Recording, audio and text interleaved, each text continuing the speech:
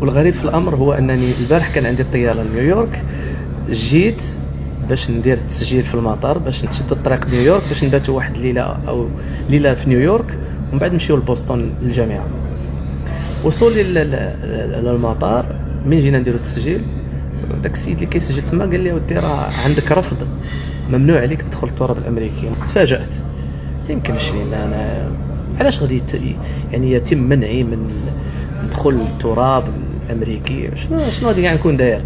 قالوا لنا خصكم توجهوا للسفاره او القنصليه في البلاد اللي نتوما فيها وتشوفوا معاهم المشكل، هما غادي يقدروا يعطيوكم معلومات اكثر من خلال يعني الاتصالات اللي قامت بها الجهات المنظمه وكذلك حتى الفريق ديال العمل ديالي اللي يشتغل معايا. توصلنا بالرد، والرد هو رد مفاجئ صراحه، انا ما كنتش ننتظره. هو انني انايا مؤخرا زرت بلد من البلدان اللي هما عندهم في واحد لا ليست. اذا بين هاد الدول هادو كاينين ميريكان دايرهم في واحد لا ليست.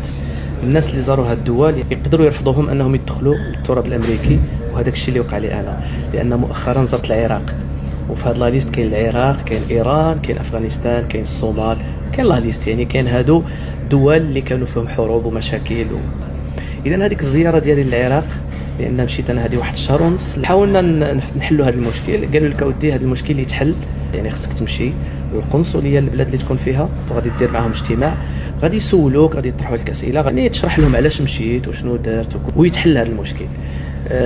غير هو ما غاديش يتحل في الوقت الحاضر، لان لا كونفيرونس كاينه لو 12 وكاينه لو 13، ما غاديش نقدروا نكونوا ان شاء الله غادي ناجلوها. والحل ان شاء الله من بعد غادي يتحل وما يكون حتى شي مشكل.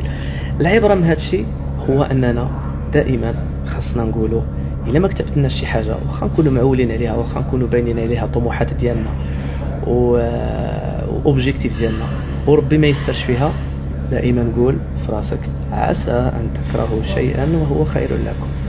كل تعطيله فيها خير، الا ربي حيد لك شي حاجه يعوضك ما احسن منها. الحمد لله.